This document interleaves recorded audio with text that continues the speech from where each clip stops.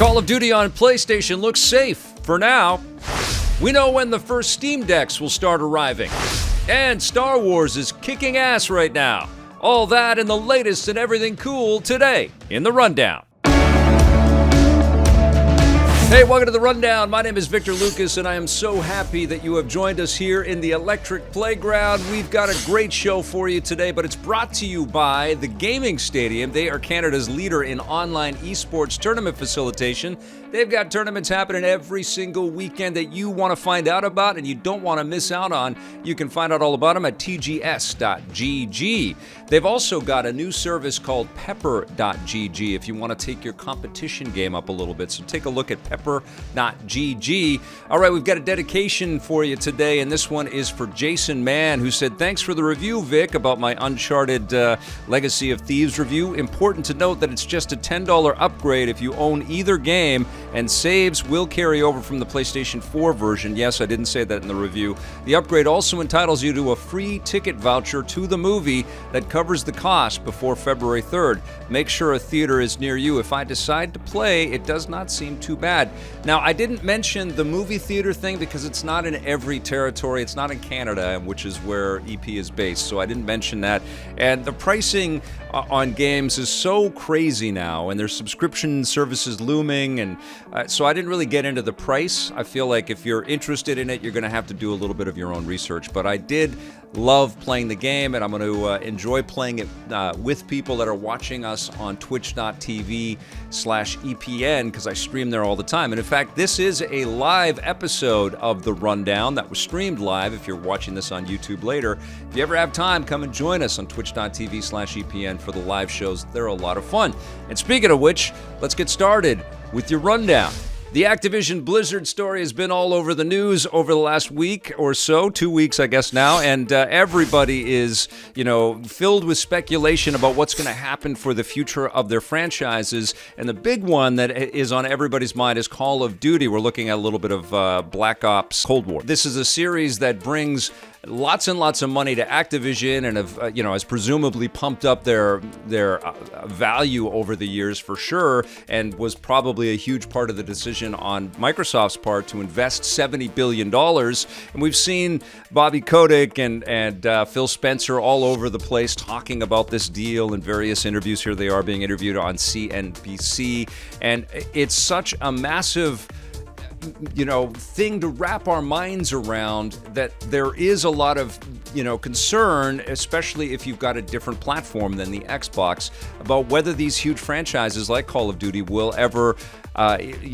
be presented back on PlayStation platforms, will ever be published back there again. And now Jason Schreier over at Bloomberg has done some digging, and it turns out that there are 3 more years of Call of Duty games, if they keep releasing on a yearly schedule, that are contracted to appear on PlayStation games. So there's a Treyarch game in the works, there's a Call of Duty Warzone game in the works, and there are more Call of Duty titles that are going to be headed to PlayStation platform, the PlayStation platforms over the next couple of years, 2 or 3 years.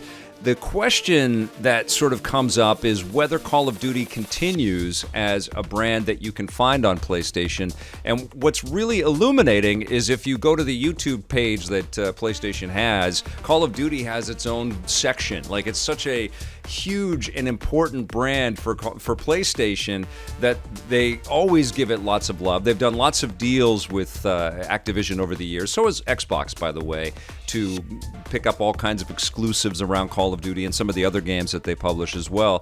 But Call of Duty has that, that lucrative kind of pull to it because it's the biggest game of any year, except for Call of Duty Vanguard, I think, which didn't really hit the numbers because Activision has been in their own firestorm for a bunch of reasons.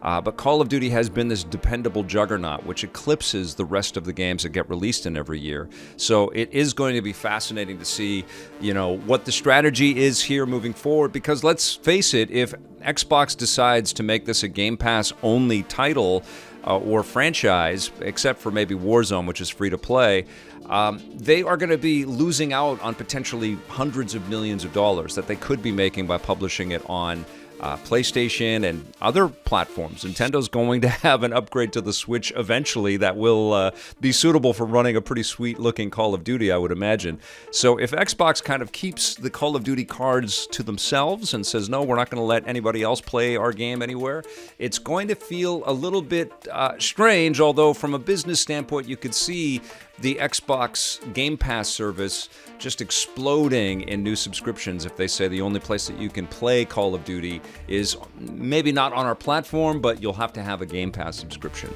And that day and date kind of idea of being able to pick up this game as just a subscription service as opposed to plunking down $60, $70, $90, or $100 or more for the collector's editions before you jump in, is going to be pretty attractive to millions of gamers out there as well. I have a feeling, though, Microsoft has been very good at publishing lots of games on other platforms, dating back to stuff that, like, they released an Age of Empires game on the Nintendo DS. If you look on PlayStation and Nintendo way prior to any of these deals, you'll see games like Minecraft on there. You'll see Cuphead. You'll see the Ori games are on Switch. I feel like the message around Xbox hasn't been, we're going to have a walled garden and this is the only place to play. I think what they want to do is they want to, this is just me speculating, but I think what they want to do is they want to play nice with the entirety of the gaming base that's out there. Sure, they're in a competition with PlayStation for sure, but I think what they want to do is just make Game Pass such an attractive proposition that it's a no-brainer for people. And the best way to do that is to put out a PlayStation game that costs close to $100 and then a Game Pass subscription, which is $100 a year, and there's Call of Duty, you know?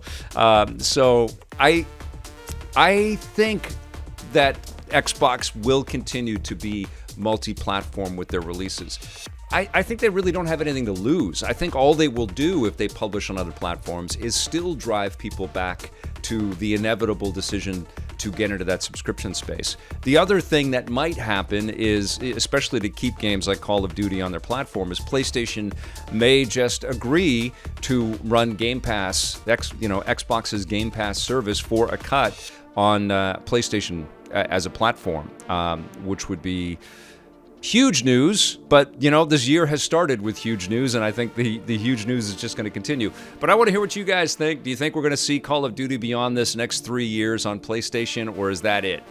It's inconceivable to me that that's it. But it may be, because it was inconceivable to me that Activision would be bought by anybody, but they're now owned by Microsoft, or soon to be owned by Microsoft. Another huge development that has happened recently in video games is finally coming true. Talking about the Steam Deck from Valve, which is actually going to be released. They've had to contend with the computer chip shortages around the world and all of the manufacturing issues that have plagued technology companies because of COVID-19. Valve had to push back the release day on when this platform, this new portable PC platform that will play most, if not all, of your Steam games.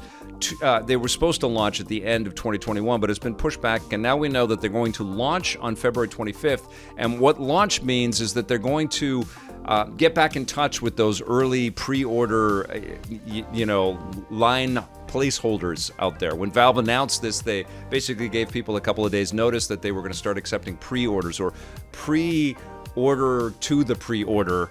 You had to plunk down $5 and basically hold your place in line. Now, I did that. It took me a little while to get in. It took me about a full day to get in and put my $5 down to get my pre-order to pre-order. So I don't know if I'm going to be in this first round of people being contacted to then go ahead and proceed to actually purchase the Steam Deck. But apparently, it's all going to go live on the 25th, and then as the orders come in and the money is paid by the 28th of February, we are going to start seeing these things getting shipped. So probably within a month and a half, people are going to have these out in the wild, and it's going to be tested, and people are going to check out all of the different games that they can play on them.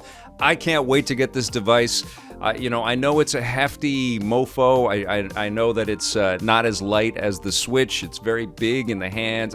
This is not something that I think everybody's going to be carting around with them everywhere. It's not maybe as portable as we would all like it to be, but I think it's a pretty incredible first step in the right direction. The Switch format, it has just taken the world by storm. It just has been a blockbuster juggernaut in terms of sales and adoption rate, and people picking it up and buying lots of games on it and playing tons of stuff on it.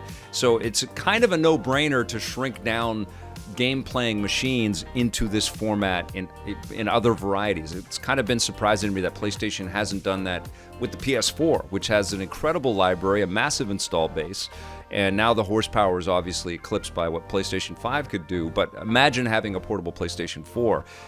If Steam Deck is a blockbuster success and it really does well, that may encourage PlayStation, it might encourage Xbox to make moves in this direction as well. But I can't wait to get mine. I can't wait to play games on it. I'm going to have to, treat it very carefully if I do travel with it. It would just freak me out if I ever broke anything on something so expensive and so powerful. That's the other thing with these devices. They're not just Game Boys. I consider the Switch like this as well. It's not just the Game Boy where you huck it into a bag and the screen's scratched up or somebody runs over it in their car and it still works. It's like, no, you don't want to drop your little baby, especially since I got the OLED screen Nintendo Switch. It's like super protected all the time. I'm like, that's the first device I've ever put a screen protector on. And I suspect I'll probably be treating the Steam Deck when I get mine with the exact same care. But look for those very soon. February 25th, the official launch of the device, and then pre-orders start getting fulfilled on February 28th. So very soon, these things are going to be out there everywhere. You're going to see reviews and lots of people playing it. As soon as I get mine, I'll put some video content together, and we will talk about the Steam Deck. All right, let's talk about Star Wars in games and on Disney+. Big news that Respawn is actually taking the leadership role on Star Wars games going forward for Electronic Arts.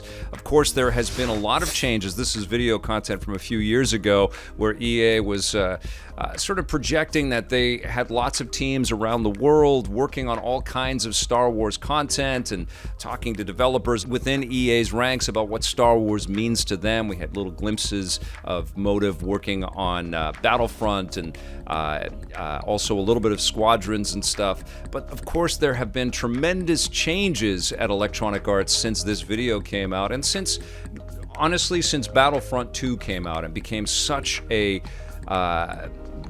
not a disaster, but a huge problem for Electronic Arts and for Disney and for Lucasfilm. I have heard that Bob Iger got involved and contacted EA executives and said, what is going on with Battlefront 2? Why are people so angry about Star Wars video games because of this game? And I think that the relationship with Electronic Arts and Lucasfilm and Disney got a little bit tense and a little bit fractured right around that time. But of course, we also saw some other huge developments at Electronic Arts. The Austin team has been working on Old Republic forever and ever. It's still a super popular MMO. But Amy Hennig was leading up a team at Visceral back in the day, and they were working on something that was going to be quite groundbreaking and revolutionary, very much story-based, like Amy always kind of focuses on in the games that she works on. I was incredibly excited about the idea behind this darker themed adventure tale that they were working on, and I couldn't wait to see it all come together. And of course, Amy and the Visceral team was all dissolved, and Amy wasn't dissolved. It just didn't work out, and she eventually left, and now she's working at Skydance Interactive, working on a Marvel game, which is pretty crazy. But the other thing that happened too is Jade was running Motive, Jade Raymond, and she no longer works there. She's working at a studio called Haven, which is developing something for first party at PlayStation. And so all of these major changes have happened within the last 5 years, and the good thing that has happened within the last 5 years is Jedi Jedi Fallen Order came out. It was a blockbuster success, introducing new characters into the lore. Cal Kestis is a great Jedi that doesn't know he's a Jedi. The story in this game is just wonderful, and the action and the combat, all of it was just so well put together. A lot of God of War vets worked on this thing, and you can kind of feel that pedigree when you play the game, which kind of mixes a little bit of the Metroid vibe with the God of War type combat with all of the deep mythology and great storytelling around Star Wars. So it delivers on a lot of fronts. It also delivered on not being a game loaded with microtransactions or any subterfuge about, do I have the whole thing when I buy it? You did, in fact. And it has continued to sell well. It's been a very big success. And so Respawn, headed up by Vince Zampella and the other executives that run that acclaimed developer, are now overlooking a bunch of new Star Wars games. There's a new first-person shooter game. A lot of people have been thinking that it might be like Dark Forces or something, might be a throwback to classic Star Wars first-person shooters. Who knows? Kyle Katarn might come back. Who knows what's going to happen with that? There's a lot of speculation around there. There's also a company called Bit Reactor, which is going to be which is made up of Firaxis vets, which is going to be working on a strategy Star Wars game. And yes, we are going to be getting that long-awaited sequel to Jedi Fallen Order. No names, no dates, no big discussion about exactly what all of this stuff is going to be yet. Which leaves it up to us Star Wars fanatics to kind of think about and talk about and discuss and hope for. But I'm a huge fan of Respawn. Titanfall 2 remains my favorite first-person shooter. They're obviously killing it with Apex Legends. They're making EA tons of money there with that. And Jedi Fallen Order was just so freaking fantastic. I just loved it. The other thing that we know is that Star Wars properties and Star Wars games are kind of spread out across the industry right now. We've got a Ubisoft Star Wars game in the works. We've got the Zynga Star Wars Hunters game, which 2K now owns because they picked up Zynga not too long ago. So we're going to see a lot of competition in the Star Wars game space. And Battlefront, as we have known it, which actually did eventually become a truly tremendous, experience with absolutely beautiful fidelity and all of the characters and, almost all of the different kinds of mix and match gameplay that you could possibly want out of a Star Wars game. It just went through a really, really bumpy ride, getting this game out to people, making them happy, getting the progression right, working out the card system. And it also was a game that kind of doled out stuff in a weird way, right? Like you saw all the things that you could get, and there was quite a bit of value in terms of the amount of content there, but there were still things that didn't carry over from the first Battlefront or even the pandemic made Battlefront games. And there was always this it could just be definitive, and it got close. And there's lots of cool stuff, including a pretty great story campaign in Star Wars Battlefront 2, which was made by Motive. But it just wasn't, I don't know, it just didn't take over like it should have. And so DICE is now presumably fully off of Battlefront, and they're kind of a beleaguered studio right now because Battlefield 2042 is not hitting expectations and making a lot of their install base and a lot of their users not that happy. And it's also facing off against awesome free-to-play games like Halo Infinite right now. So a lot of change happening within Electronic Arts, working on Star Wars. But some good news, some pretty exciting things to be hopeful for. And in fact, exciting news across the board around where Star Wars games might be taking us in the future. Something else to be excited about in Star Wars lore is the latest episode of Boba Fett. Now, I don't have any footage of Boba Fett Episode 5, and quite frankly, I'm not going to spoil this. So all I can say is there is a cameo from a character who is much beloved in Star Wars lore, and it's a tremendous show. It's a totally fantastic episode. But what is weird about Episode 5 of the Book of Boba Fett is that Boba Fett isn't in it. He's not in the show. The whole show, Boba Fett is not there. And it's such a weird thing because people like myself and other Star Wars fanatics out there have been kind of not complaining, but expressing themselves about the lack of kinetic quality in the Book of Boba Fett so far. It's just too slow paced, and there's been some silly kind of choices like the mods that ride the space Vespas. It just felt a little out of context and out of character, and so I was prepared for the cameo and what was about to happen, but I was not prepared for how awesome the episode is. It's like an incredible episode of Star Wars anything. Like, I would be happy if I had come out of a theater watching this most recent episode of the Book of Boba Fett, and I had paid full ticket price for that. It was so freaking good. I had my hands up in the air going, what? There was so many cool little touches and pieces of Star Wars lore in it. So I'm not spoiling it, but what I will say is it makes up for any of the sins of the first 4 episodes of the Book of Boba Fett. And so consequently, you should race to watch this show now, but get to episode 5 as quickly as you possibly can, because it is marvelous. It is just an insanely cool episode. And I don't know if anybody's spoiling it in the chat or down in the comments down below.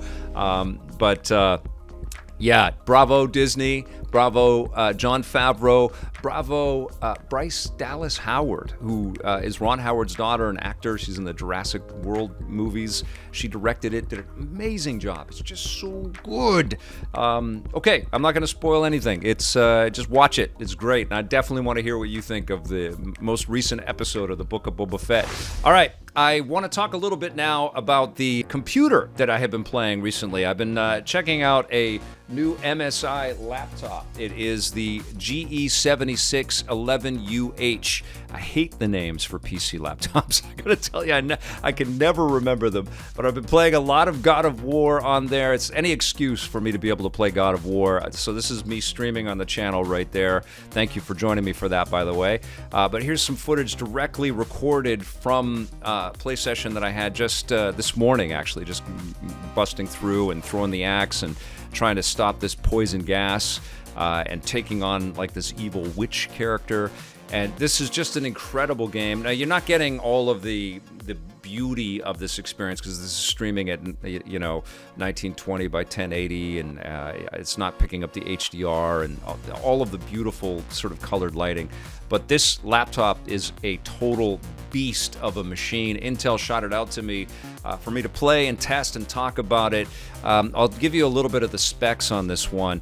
It's got a 17.3 full HD display, and the cool thing about that size is it also has a 360 hertz display, so you can get some really fluid frame rates on games that can scale up to that.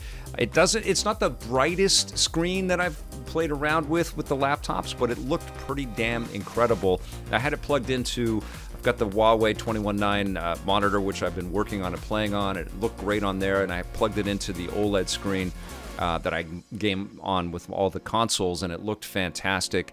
It didn't have the HDR immediately accessible when I was streaming out of the laptop.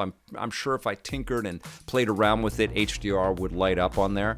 But on the screen itself, especially when I was going from the 2 main screens and going to the laptop screen, it just looked incredible. And in terms of horsepower, this is what you're playing with.